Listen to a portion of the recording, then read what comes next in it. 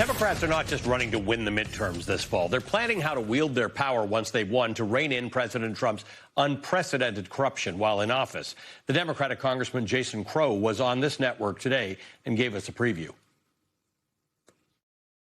If we retake the majority, you better believe we're going to do investigations, we're going to do oversight, and this is theft from the American people, by the way. This isn't just some abstract corruption.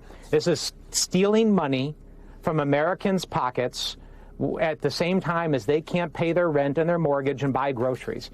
Talk about disgusting.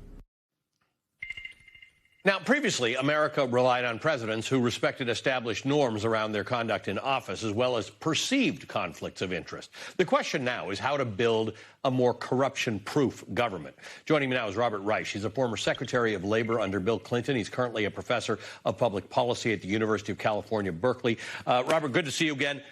Normally, we have to have disclaimers when we say that the president is, has allegedly done this.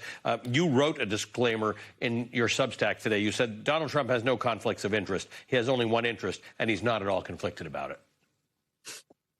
Unfortunately, I think that's the truth, Ali, because the conflict of interest, the whole reason we are worried about conflicts of interest with regard to public officials is we're not sure if they are on the side making a lot of money. We're not sure that they are working simultaneously for the United States and for the American people.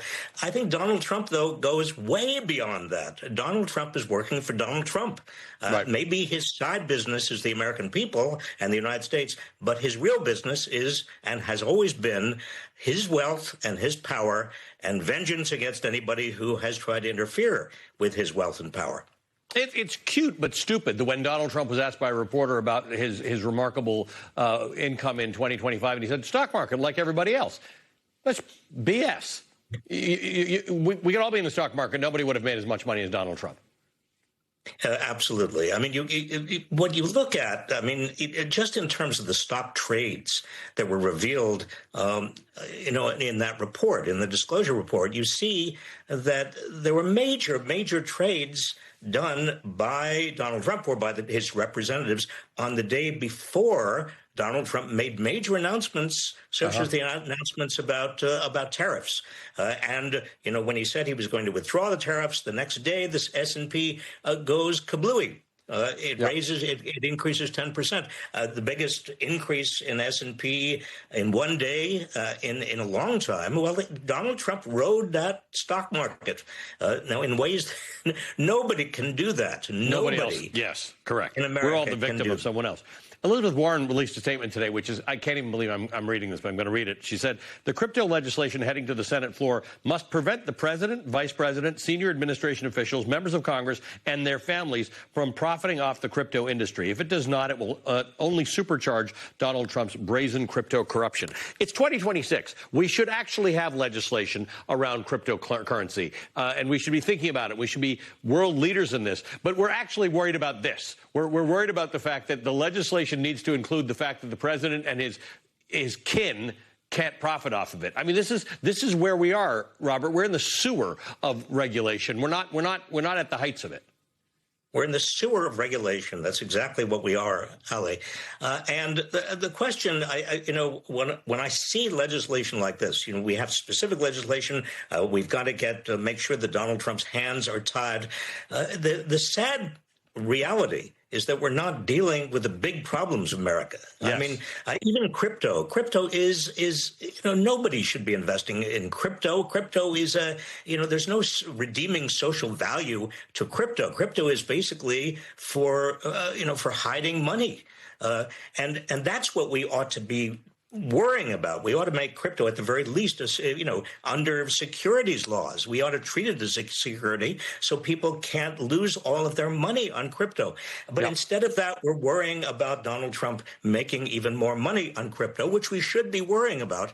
But it does show you that we're getting away from the big issues. Yes. Yes, you're absolutely right. When you have to worry about this, it means you're not worrying about the other things. I guess here's the thing. You like to think about the future. You like to look at other countries and see what the best practices are that we should engage in America. We're going to have to fix this. Once Donald Trump's gone, if Democrats take control of the House and the Senate and maybe the presidency in 2028, we need to corruption-proof our government, not corruption hope. proof our government, right? We need to actually have rules in here so that when somebody else tries this nonsense, it's actually against the law and there's actually a way to prevent it from happening. What does that look like? How does that happen? Do Democrats run on an election about that, or do you just sort of win and then deal with it later? Well, I think the Democrats do have to run on an anti-corruption agenda and show, as you were talking about before, how corruption is actually hurting average people. Yes. I mean, for example, if companies can monopolize because they've paid off the executive and paid off, the legislators, well, if they are able to monopolize, that means prices are going to be higher than they would otherwise be. And I could give you many, many other examples. The reason that Peter Magyar did so well in Hungary is that he tied corruption to the worries and the financial worries of average people. And I think that's what Democrats need to do. Now, there are a lot of things that can be done. I mean, there is a piece of legislation that Elizabeth Warren introduced in 2023, which will require that a president and a vice president are no longer exempt from all of the laws that prevent the kind of corrupt insider trading and conflict of interest that almost every other executive branch employee has to deal with. But also the biggest issue is big money in politics. Yep. And Democrats really do have to tackle this, Ali. This is, we've talked about it for years. There has been, little bits and pieces here. People say, well, why we can't do anything because Citizens United, the Supreme Court, has made, the absurd the legal decision that money is speech and corporations are people. Well, there are things that can be done legislatively. I mean, for example, matching donations, small donations with public funds.